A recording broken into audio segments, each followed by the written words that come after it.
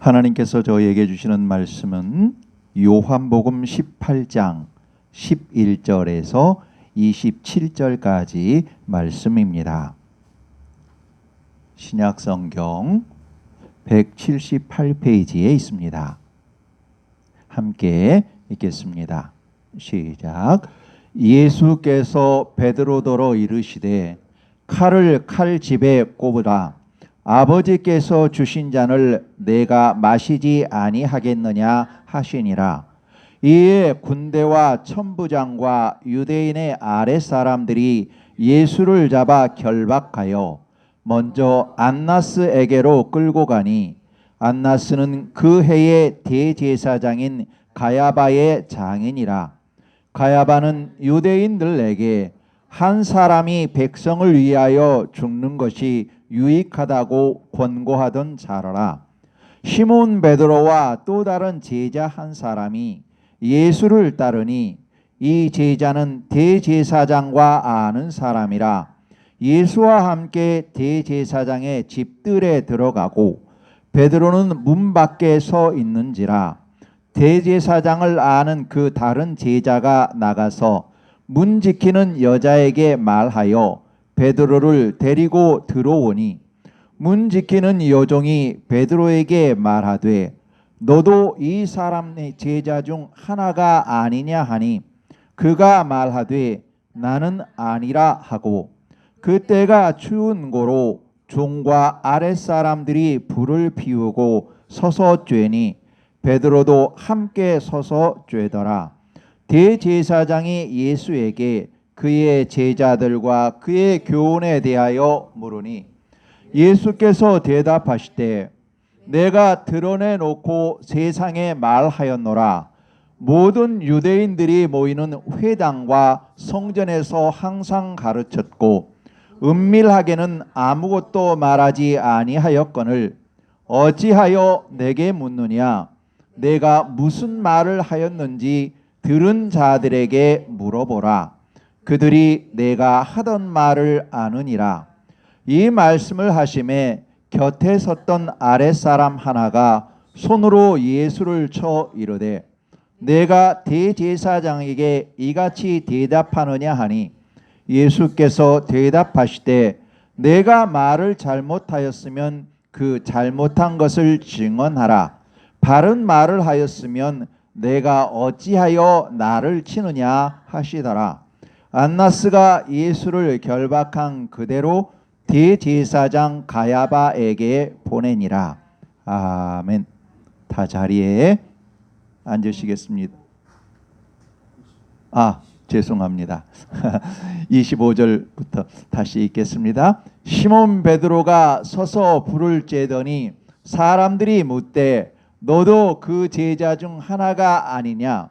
베드로가 부인하여 이르되 나는 아니라 하니, 대제사장의 종 하나는 베드로에게 귀를 잘린 사람의 친척이라. 이르되 내가 그 사람과 함께 동산에 있는 것을 내가 보지 아니하였느냐.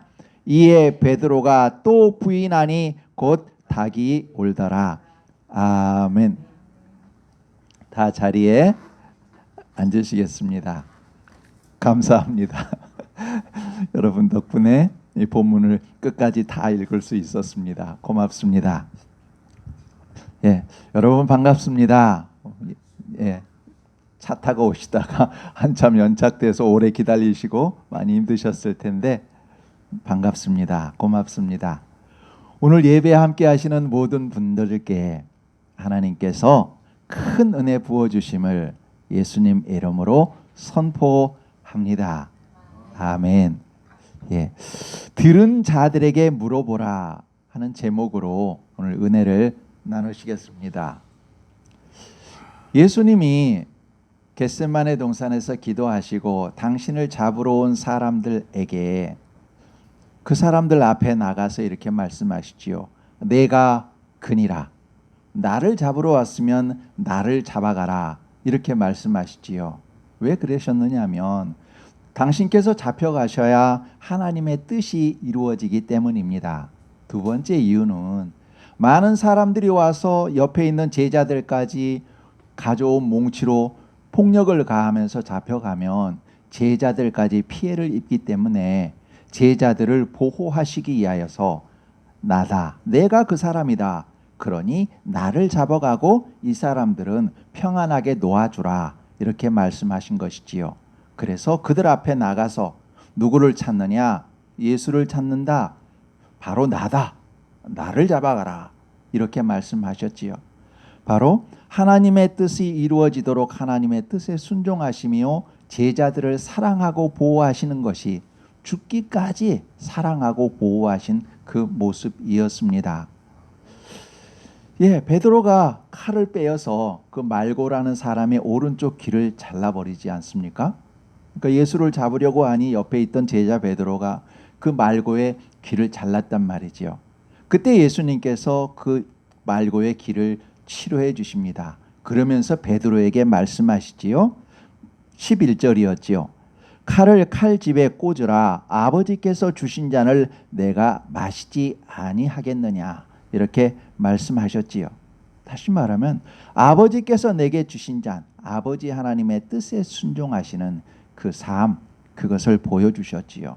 또한 그 말고라는 사람의 길을 낫게 하신 것은 그렇게 함으로 그 사람들의 분노를 삭혀줌으로 인해서 제자들에게 어떤 린치를 가하는 걸 막아주신 것입니다. 그러니까 끝까지 주님은 제자들을 사랑하고 제자들을 보호하셨습니다. 아버지 하나님의 뜻에 순종하셨습니다.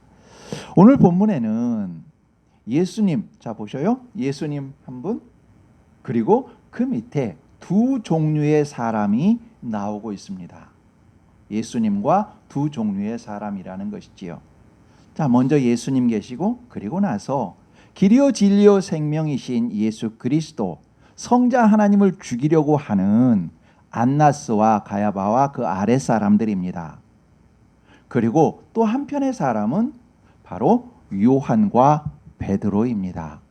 요한과 베드로는 정말 죽기까지 예수님을 따르고 싶지만 자신의 한계성으로 인해서 주저앉아야만 했던, 그럼에도 불구하고 예수님을 따르고자 갈급했던 사람입니다. 바로 이렇게 예수님 계시고 그 앞에 안나스와 가야바 아랫사람, 그리고 요한과 베드로, 이런 구성으로 오늘 본문 내용이 되어 있습니다. 예수님을 잡으러 온 사람들, 여러분 우리가 영화에서 보면 별로 많은 사람들이 온 것 같진 않습니다. 그리고 다른 복음서에 보면 그냥 예수님을 잡으러 무리가 왔다라고만 말합니다. 그러니 뭐 무리니까 대여섯 명 왔나 보다, 이렇게 생각을 하기 쉽습니다. 그렇지만 오늘 본문 12절을 보면은요, 이렇게 되어 있습니다. 이에 군대와 천부장과 유대인의 아랫사람들이 예수를 잡아 결박하여, 군대와 천부장과 유대인의 아랫사람들입니다. 여기서 군대라는 얘기는 스페이라는 단어인데요. 이 단어는 일단 규모가 200명에서 600명 정도 되는 규모입니다. 200명 정도 되는 어떤 파견대 혹은 600명 정도 되는 보병 부대를 스페이라고 말합니다. 바로 그 사람들이 지금 파견된 것입니다. 그리고 뒤에 보면 군대와 천부장이라고 되어 있지요. 천부장은 그 아래에 1000명의 부하를 거느린 사람입니다. 그만큼 책임감 있는 사람이 나온 것이고, 그 천부장이 왔을 때는 그에 따르는 군사들도 또 왔을 것입니다. 그리고 나서 유대인의 아랫사람들입니다. 이처럼 많은 사람들, 최소 200명 이상의 사람들이 왔다는 것입니다. 예수님 한 명을 잡으려요. 근데 그렇게 할 수밖에 없었던 것이 당시에는 유월절이었지요. 유월절은 외국에 나갔던 이스라엘 사람들도 돌아와서 유월절을 지킵니다. 그리고 예루살렘에 많이 모입니다. 근데 예루살렘에서 사람들이 메시아처럼 말씀하시는 분이 계셔, 예수님이야.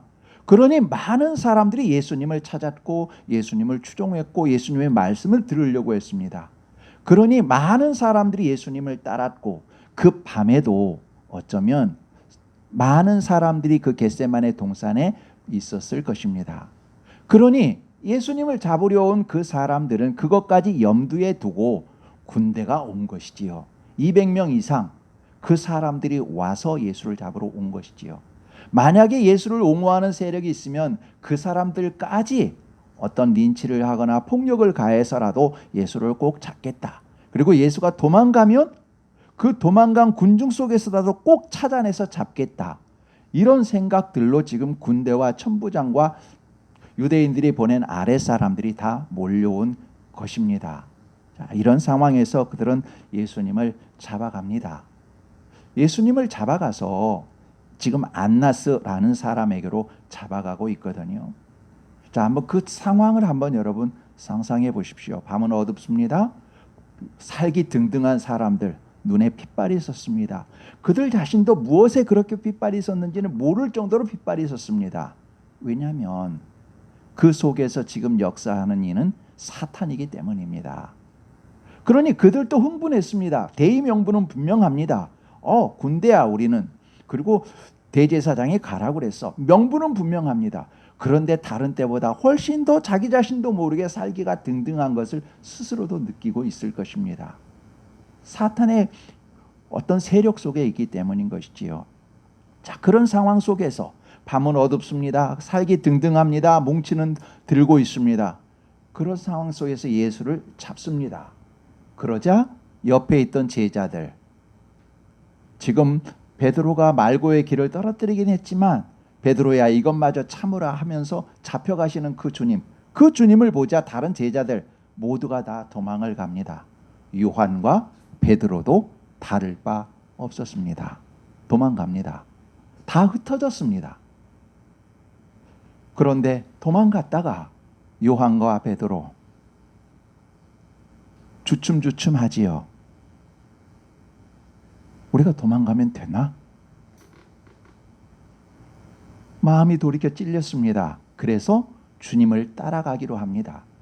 그런데 그 옆에까지는 갈 수가 없습니다. 너무나 살기 등등합니다. 그래서 멀찍이서, 아주 멀찍이서, 그 사람들하고는 터치가 되지 않을 정도로 멀찍이서 예수님을 따라갑니다. 다른 복음서에서는, 마태복음과 다른 복음서에서는 멀찍이 따라가니라 그것을 기록하고 있습니다. 자, 그런 마음으로 베드로와 요한과 베드로는 그 안나스, 예수님께서 잡혀가신 그 뜰 안으로 들어갑니다. 지금 안나스의 뜰로 잡혀가셨거든요. 네, 여러분, 대제사장은 가야바인데 지금 안나스에게로 잡혀갔단 말이지요. 그러면 여기서 우리가 알 수 있는 것이 가야바 대제사장보다 안나스가 훨씬 더 힘이 있다는 것을 알 수 있습니다. 왜 그런 거 아니? 이 안나스는 이미 은퇴한 전임 대제사장입니다. 그런데 그 자녀들이 5대 때 대제사장을 했습니다. 그리고 지금 그 해의 대제사장 가야바는 그 안나스의 사위입니다. 그러니까 50년 정도를 안나스라는 사람이 실질적인 대제사장, 마쿠 대제사장으로 군림했었던 것이지요. 그러니까 지금 안나스가 그 세력이 누구보다도 가장 강한 사람입니다. 그래서 그 안나스에게로 끌려갑니다. 안나스에 끌려가서 지금 예수님께서는 신문을 받습니다. 네가 그리스도냐? 이렇게 묻지요. 여러 가지 얘기를 묻습니다. 그때 주님께서는 그거 왜 나한테 묻니? 내가 평소 때 다른 사람들한테 다 얘기해서 회당과 성전에서도 가르쳤고 길거리에서도 가르쳤고 다 가르쳤어. 들은 그 사람들에게 물어봐. 그 사람들이 얘기할 거야. 이렇게 대답하시지요. 그러자 옆에 있던 아랫사람이 예수님을 때립니다. 자, 여러분, 우리가 이 부분에서 여기까지만 일단 먼저 보면은요. 지금 가야바, 안나스와 그 아랫사람, 그들은 얼마나 악한 짓을 하고 있는지 우리는 확인해야 합니다. 왜냐하면 유대인의 법에서 어떤 법정에서 그가 죄인인가 아닌가를 판결하는 것은 밤에는 못하게 되어 있습니다. 더군다나 누군가 저 사람이 범죄를 저질렀어 라고 범죄자라고 되어 있어 체포해 왔다 하더라도 당일에는 신문을 못하게끔 법으로 되어 있습니다. 그리고 밤에는 하지 못하게끔 되어 있습니다. 왜냐하면 밤에 하면 분명하게 판단하지 못할 것이라고 생각해서 해가 뜬 이후 그리고 해가 지기 전에만 판결을 하게끔 되어 있습니다. 그런데 지금 이 안나스는 밤에 예수님을 잡아왔고 잡아오자마자 그 자리에서 지금 신문을 하고 있는 것이지요. 잘못된 것입니다. 분명히 잘못된 것입니다. 그리고 지금 개인의 자격으로 그러고 있는 것이거든요. 그러니까 엄청 잘못하고 있는 것이지요. 그러면 예수님께서 그 안나스가 너가 누구냐 물었을 때 사람들에게 물어보라 말했을 때 옆에 있는 아랫사람이 예수님을 때렸잖아요. 그 아랫사람 그 또한 역시 잘못한 것입니다. 왜냐하면 그도 분명히 유대인의 율법에는 이와 같은 것이 불법이라는 것을 알고 있었을 겁니다. 그런데 그는 예수님을 때립니다. 왜요? 대제사장의 말에 어긋나게 얘기했다고. 그러니까 지금 이 사람은 하나님께서 정하신 그 율법 안에, 그 유대인의 법 안에 법의 질서를 지키기보다 제사장, 대제사장이라는 사람의 눈치를 보고 행하고 있는 것이지요. 그러니까 그들 무리는 다 서로가 야합이 된 것입니다. 자기들의 이익을 위해서 이와 같이 악한 짓을 하고 있었지요. 자, 이와 같은 상황 속에서 마침 근데 여러분 참 신기하지 않습니까? 이거 어떻게 기록을 했지 이런 걸? 그렇죠? 이걸 어떻게 기록했지? 근데 이것이 어떻게 기록되어 있는지가 오늘 본문에 나옵니다. 누구냐 그러면 대제사장을 아는 제자 바로 사도 요한입니다. 그 사도 요한이 그 자리에 있었다는 것입니다. 이 대제사장을 아니까 그 대제사장을 아는 그 제자가 바로 그 안나스의 뜰에 들어갔다고 오늘 본문에 기록되어 있죠. 이 안나스와 그러니까 대제사장과 아는 요한, 이 요한이 어떻게 해서 대제사장과 아는지는 정확하게 알 수 없습니다. 성경학자들은 이 요한의 아버지가 배를 가지고 있는 선주였기에 여러 가지 그 고기들을 그쪽에서 공납하면서 그러는 과정 속에서 그 아버지가 알았고 그러는 과정 속에서 또한 요한도 알았을 것이다. 이렇게 다들 학자들은 생각을 하지만 그러나 성경 본문에는 명시적으로 나와 있지 않기에 어떤 식으로 알았는지는 우리가 알 수 없습니다. 그러나 분명한 것은 대제사장과 사도 요한이 알았다는 것이지요. 그래서 그 자리에 있게 되었다는 것이지요. 여러분 이것은 굉장히 중요합니다. 하나님은 그 상황을 기록하게 하기 위해서 그 모든 상황을 예비해 놓으셨다는 것입니다. 우리의 걸어가는 모든 삶 또한 우리가 보기에는 도저히 안 될 것 같지만 하나님께서는 이미 예비해 놓으셨음을 이 본문을 통해서 또한 우리에게 일러주고 계신 것이지요. 여러분, 그러니 여러분 우리가 어떤 어려운 일이 있든 어떤 상황이 됐든 걱정하지 말고 하나님께서 기뻐하는 그 길을 가야 합니다. 하나님의 예비하심이 있습니다. 그 사도 요한이 예수님의 그 모습을 보고 있었습니다. 보고 있는데 잠깐 뒤를 돌아보았습니다. 돌아보았는데 저 뒤쪽에서 문 뒤에서 누군가가 고개만 쭈삣거리면서 내미는 모습을 보았습니다. 베드로입니다. 베드로는 두려워서 지금 못 오고 있는 것입니다. 자기는 대제사장을 아니까 그냥 이렇게 와 있지만 베드로는 아무도 알지 못하고 그리고 여기 들어오면 예수님의 제자인 것이 걸릴까 봐 두려워서 지금 문 밖에 서 있는 것입니다. 그래서 이 사도 요한이 아래 하인 여종, 여기 여자 종인데 원어에서 보면 아주 어린 종을, 아주 중학생 정도, 그 정도 여종을 보내서 베드로를 들어오게 합니다. 그러는 과정 속에서 베드로는 너 예수님의 제자지라고 사람들이 말하자 나는 예수님 몰라 말하지요. 그래서 좀 있다가 다른 사람이 너 예수님 제자 맞잖아. 나 그 사람 몰라. 그러자 어떤 사람 말고의 친척이 말하지요. 너가 겟세마네 동산에서 저 예수라는 사람과 있는 걸 내가 보지 않았느냐? 너 예수 제자 맞아? 그러자 베드로는 저주하면서 내가 그 사람을 알면 내가 천벌을 받을 거야. 이런 식으로 말하면서 예수님을 모른다고 말합니다. 그러자 예수님이 말씀하신 대로 닭이 울지요. 그때 베드로는 심히 통곡을 하지요. 예수님의 말씀이 생각났기 때문이지요. 심히 통곡을 합니다. 자, 여러분, 이쯤에서 우리 한 번쯤 우리 스스로를 한번 돌아볼 필요가 있습니다. 왜냐하면 성경을 읽는다는 것은 그저 글자를 읽는 것이 아니라 이 본문을 내가 읽었는데 이 본문 속에서 나는 어떤 사람인가를 늘 살피고 새롭게 변화되어 가는 것이 성경을 읽는 의미이기 때문이지요.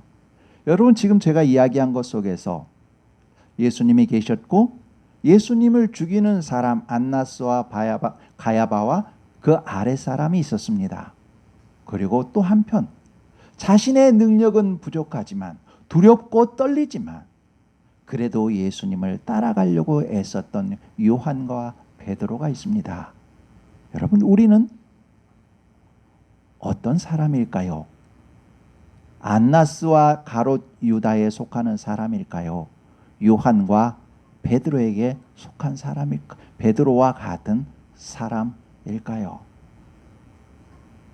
이익에 따라서 예수님을 모른다, 예수님을 죽이는 사람, 그게 안나스와 가야바 아랫사람이겠지요. 그러나 내가 좀 부족해도, 내가 능력이 약해도 예수님을 따라가는 사람, 그 사람이 요한과 베드로이겠지요. 그렇다고 베드로가 그 순간 다 성공했느냐? 그렇지 않습니다. 방금 말씀드린 것처럼 베드로는 예수님을 모른다고 3번이나 부인했습니다.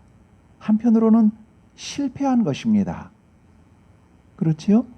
왜냐하면 처음엔 두렵고 떨리지만 예수님을 따라갔지만, 그러나 너 예수님의 제자지라고 말했을 때 두려워서 아니라고 거부했거든요. 부정했거든요. 그러니까 결과적으로는 실패했습니다. 자, 그럼 여러분, 베드로, 지금 베드로가 부인했지 않습니까?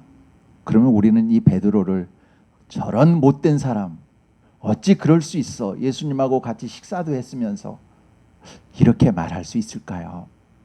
우리 한번 그 상황으로 다시 한번 들어가 볼까요?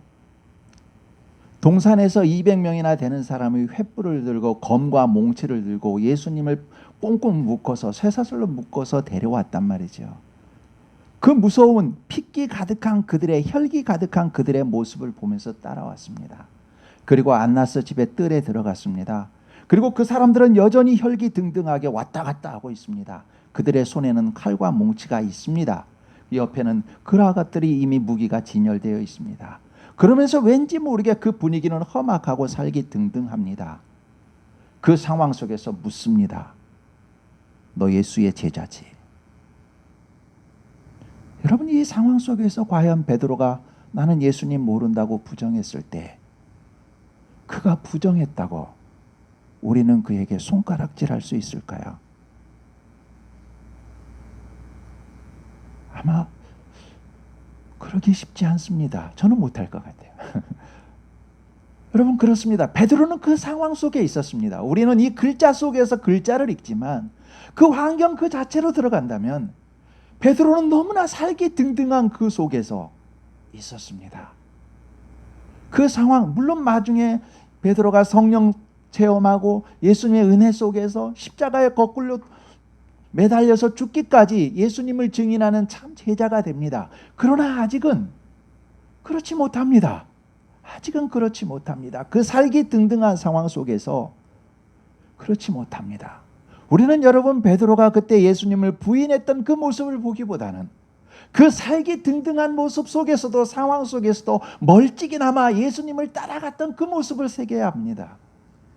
여러분, 다 도망갔지만 멀찍이에서나마 내가 주님을 따라야 하는데 나는 그러지 못하고 있는데, 너무나 자기 자신이 밉지만 그럼에도 불구하고 주님을 따라가고자 하는 그 애씀, 그 애씀을 우리는 바라보아야 합니다. 여러분, 그 베드로 그렇게 실패하긴 했습니다. 그러나 그는 그와 같이 나름대로 최선을 다했지요. 자, 여러분, 그렇다면 이 베드로가 실패한 이유는 뭘까요? 왜 실패했을까요? 그렇죠? 나중에는 성공했는데 십자가에 거꾸려 예수 베드로에게 그랬습니다. 너 십자가에 매달려 죽일 거야. 그랬더니 베드로가 그렇게 말합니다. 아니, 나 그렇게 죽을 수 없어. 우리 주님이 십자가에서 이렇게 죽으셨는데 내가 감히 예수님처럼 죽을 수 없어. 주님처럼 죽을 수 없어. 나는 거꾸로 매달려 죽을 거야. 이렇게까지 베드로는 그 믿음이 커졌습니다. 자, 나중에는 그렇게 됐는데 지금은 실패했단 말이지요. 왜 실패했을까요? 여러 가지가 있겠지만 한 가지로 볼 수 있습니다. 베드로는 예수님께서 말씀하실 때, 예 베드로야, 너가 나를 닭 2번 울기 전에 너가 나를 3번 부인할 거야, 이렇게 말씀하셨거든요. 그때 베드로가 한 말이 이것입니다. 주님, 모두가 다 버릴지라도 나는 주님을 버리지 않겠습니다. 호언장담했지요. 뭐라고 했나요? 모두가 다 버릴지라도 나는 안 그럴 수 있어요. 나를 믿었어요. 자기 자신을 믿었습니다. 그렇게 결국 자기 자신을 믿었지만 칼과 몽치 그 위협 앞에서는 그는 넘어질 수밖에 없었습니다. 왜요? 자기 자신을 믿었었거든요. 자기 자신이 그렇게 연약한 존재라는 것을 알지 못하고 자기 자신은 다 할 수 있을 거라고 믿었었거든요. 그렇기에 넘어진 것입니다. 여러분, 우리가 우리 자신만 믿을 때는 넘어질 수밖에 없습니다. 혹은 여러분, 나는 잘할 수 있다라고 생각하시는 분 계신가요? 해보니까 그렇게 되시던가요? 되지 않습니다. 그리고 베드로가 한 말, 다 버릴지라도 나는 버리지 않겠다. 다른 사람과 비교해서 나는 좀 더 낫다 라고 말한 것이지요. 여러분, 패망의 원인이 무엇입니까? 첫째는 나를 믿는 것입니다. 나를 믿고 호언장담하는 것입니다. 그리고 두 번째는 다른 사람과 나를 비교하는 것입니다. 내가 저 사람과 비교해서 좀 나아. 아니요. 그는 오히려 더 낫지 않은 사람입니다. 비교한다는 것 자체가 이미 다른 사람하고 낫지 않습니다. 하나님 앞에서 오히려 그는 더 죄인일 뿐입니다. 왜냐하면 다른 사람을 더 낮추어 보는 교만이 있기 때문이지요. 그렇기 때문에 여러분, 우리들은 어느 누구도 자기 자신을 의지하거나 호언장담하거나 다른 사람과 비교했을 때는 반드시 넘어지게끔 되어 있습니다. 베드로는 그것 때문에 예수님을 모른다고 3번이나 부인할 수밖에 없었습니다. 자신을 의지했기 때문이지요. 그럼 베드로는 나중에 십자가에 거꾸로 죽기까지 그 신앙이 장성해졌습니다. 왜 그랬을까요? 어떻게 그렇게 될 수 있었던 것일까요?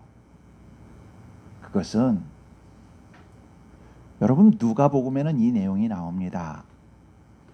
베드로는 지금 여기서 불을 쬐고 있습니다. 그러면서 지금 2번째까지 나는 예수님을 모른다고 부인했습니다. 그런데 저쪽에서 예수님을 신문하는 여러 가지 웅성웅성합니다.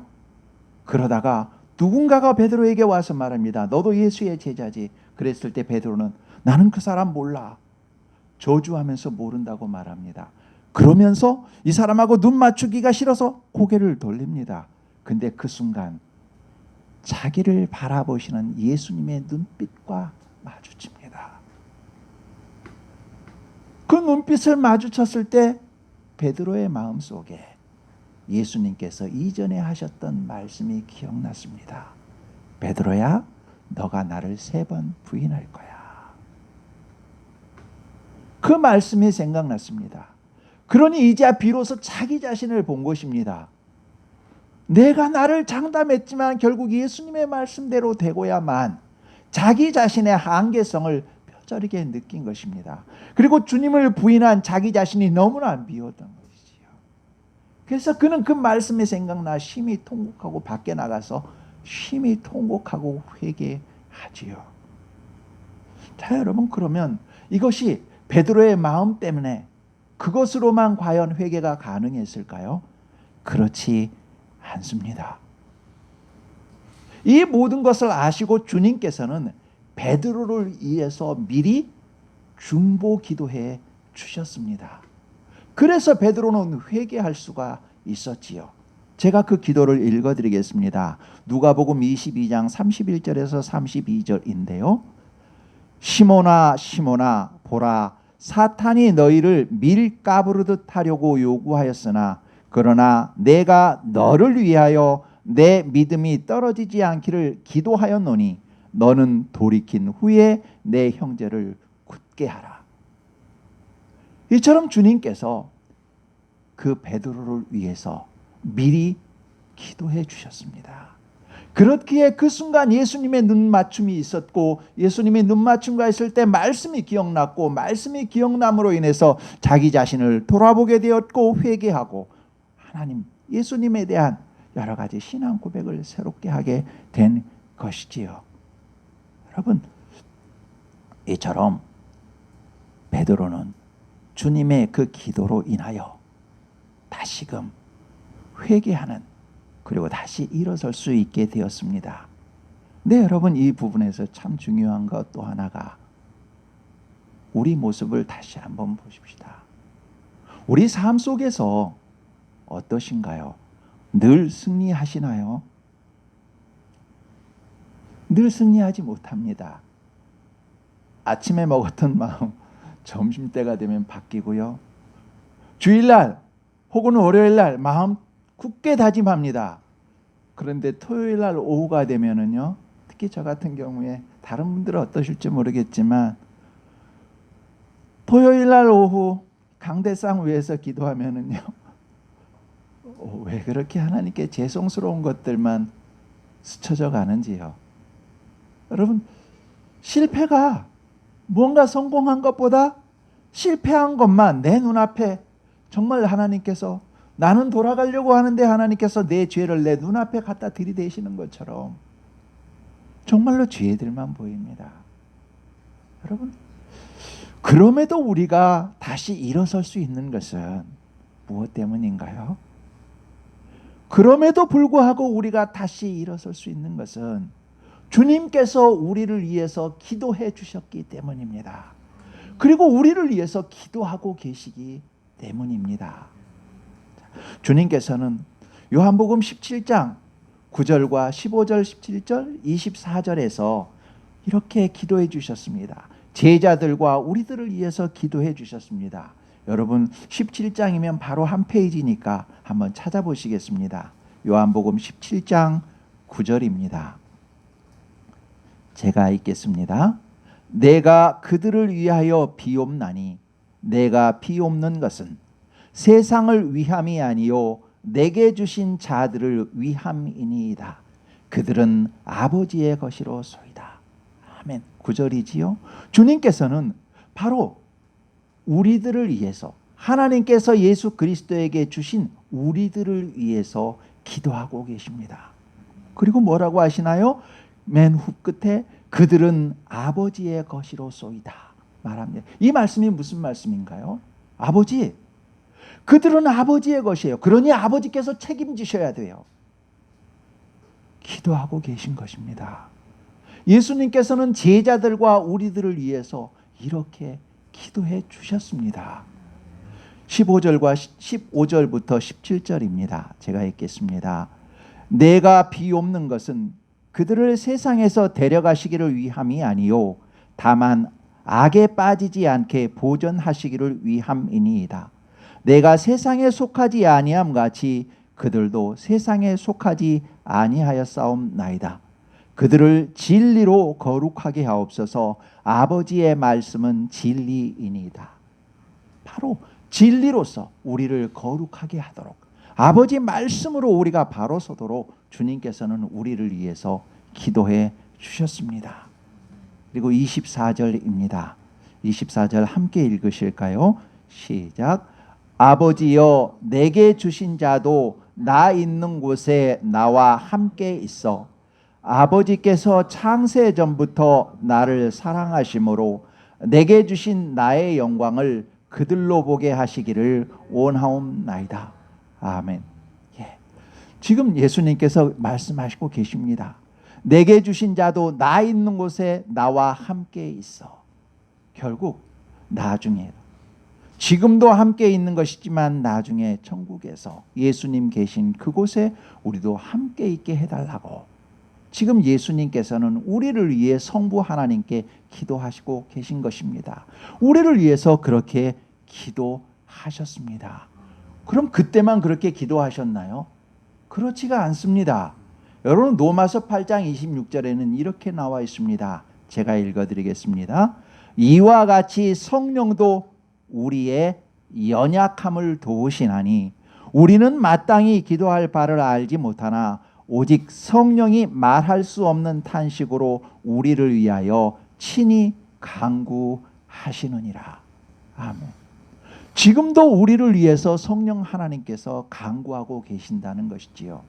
우리는 베드로처럼 마음은 다잡지만 실제적으로 실패하는 경우, 안 되는 일, 실수하는 일이 많습니다. 이처럼 우리는 연약합니다. 그때 우리를 위해서 성령 하나님께서 기도해 주고 계신다고 합니다. 그러니 얘야, 너 어제 실수했다고, 실패했다고 머물러 있지 말아라. 내가 너와 함께하고 너를 도와준다 말씀하고 계신 것이지요. 여러분, 자, 이와 같은 상황, 지금 예수님께서는 안나스에게 모진 신문을 받고 계십니다. 안나스는 지금 이렇게 말하지요. 어떻게 하든지 예수님을 죽이려고 그 불법 지금 회의를 하면서 불법 재판을 하면서 불의한 것들을 만들어내려고 하지요. 그래서 예수님께 묻습니다. 너가 메시아냐? 너가 그리스도냐? 이런 식으로 계속 묻지요. 그때 주님께서 뭐라고 대답하시나요? 여러분, 20절에서 21절입니다. 18장 우리 함께 읽으실까요? 시작. 예수께서 대답하시되 내가 드러내놓고 세상에 말하였노라. 모든 유대인들이 모이는 회당과 성전에서 항상 가르쳤고 은밀하게는 아무것도 말하지 아니하였거늘 어찌하여 내게 묻느냐? 내가 무슨 말을 하였는지 들은 자들에게 물어보라. 그들이 내가 하던 말을 아느니라. 아멘. 자, 지금 주님은 이렇게 말씀하고 계십니다. 나는 나의 모든 삶으로 이미 말했다. 세상 사람들이 알도록 가르쳤고 보여주었다. 나를 보고 나에게 들었던 사람에게 물어봐라. 그들이 말할 것이다. 이렇게 말씀하고 계십니다. 어떤 이야기인지 확 와닿으시나요? 몇 마디 말로 말씀한 것이 아니라 내 삶을 봐라. 내 삶을 보면 내가 하나님인 것을 너희가 알 것이다. 은밀하게 행하지 않았다. 나는 많은 사람들이 있는 곳에서 공견하게 가르치고 공공연하게 보여주었다. 나를 본 그들이 말할 것이다. 나를 본 그들이 내가 하나님인 것을, 하나님의 아들인 것을 증명할 것이다. 그러니 그들에게 물어보아라.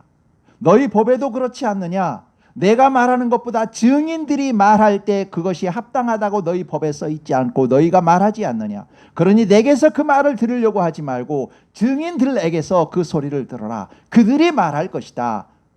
저 나사렛 예수는 그리스도다 라고 말할 것이다. 이렇게 지금 말하고 계신 것이지요. 여러분, 지금 주님은 그저 구구절절하게 설명하지 않습니다. 나의 삶을 보아라. 내 삶을 본 그들이 말할 것이다. 말하고 계신 것이지요. 여러분, 세상 사람들이 우리를 볼 때 무엇이라고 말할까요? 우리를 보면서 저 사람은 자기 이익을 위한 안나스와 가야바와 아랫사람과 같은 사람이야 라고 말할까요? 아니면 저 사람은 힘이 붙이지만 자기는 연약하지만 그래도 예수 그리스도를 따르기 위해서 끝까지 애쓰는 사람이야. 기도하는 사람이야. 사랑하기 위해서 신실하게 노력하는 사람이야. 저 사람은 참 그리스도인이야. 그리스도를 닮아가려고 하는 사람이야. 라고 말할까요? 우리 자신 한번 조용히 바라보십시오. 나를 보고 나를 본 그 사람들이 나를 무엇이라고 말할까요? 저 사람은 진리를 죽이는 사람이야 라고 말할까요? 아니면 저 사람은 진리대로 살고 생명대로 살고 사랑으로 살고자 애쓰는 사람이야 라고 말할까요? 여러분, 주님은 몇 마디 말이 아닌 당신의 삶으로 나를 본 그 사람들에게 물어보라 말씀하셨습니다. 우리들 세상 사람들이 뭐라고 말할까요? 세상 사람들을 하면 너무 거창한가요? 그러면 내 주변에 있는 사람들, 그것도 너무 거창한가요? 그러면 내 가족은 나를 누구라고 말하나요? 우리 스스로는 알 수 있을 것입니다. 겉으로 말하지 않아도 우리 스스로는 알 수 있을 것입니다. 하나님이 사랑하시고 하나님을 사랑하시는 아름다운 여러분, 봄날 따뜻한 아침 햇살처럼 포근히 빛나는 우리 성도 여러분, 우리 모두 우리 자신을 호언장담하지 말고 우리의 연약함을 인정하고 하나님께 기도하심으로, 오직 예수 그리스도를 믿고 의지하심으로, 또한 우리의 삶이 예수 그리스도를 닮아감으로 세상에게 예수 그리스도를 전하는 증인들이 되십시다. 그리하여 세상 사람들이 우리를 보고 저 사람 참 그리스도인이야, 우리도 저 사람처럼 되자. 그렇게 되는 우리 모두가 되시기를 예수님 이름으로 축원합니다. 기도하겠습니다. 하나님 아버지, 저희의 마음과 영이 예수 그리스도에 대한 신앙 고백을 분명히 하고 저희 일상의 생활이 예수님을 닮아감으로 세상이 저희를 향하여 이 사람들은 참으로 그리스도인이다 라고 말하며 그들도 예수님을 믿고 닮아가는 사람들이 되게 하옵소서. 저희를 위해 기도하셨고 지금도 기도하시오니 주님의 기도에 힘입고 성령님의 도우심으로 저희 모두 거룩하게 승리하게 하옵소서. 수해로 인해 많은 사람이 고난 중에 있습니다. 그 사람들을 위로하여 주시고 함께 도울 수 있도록 하옵소서. 수해 복구에 힘쓰는 모든 사람들을 안전하게 하시고 강건하게 도와 주옵소서. 저희 모두 지구를 힘써 살리게 하시고 병중에 있는 아버지의 딸들과 아들들이 하나님의 은혜로 평안하게 하시고 병이 치료되는 은혜도 베풀어 주옵소서. 언제나 저희와 함께 하시며 도우시며 승리하게 하시니 고맙습니다. 우리 주 예수 그리스도 이름으로 기도합니다. 아멘.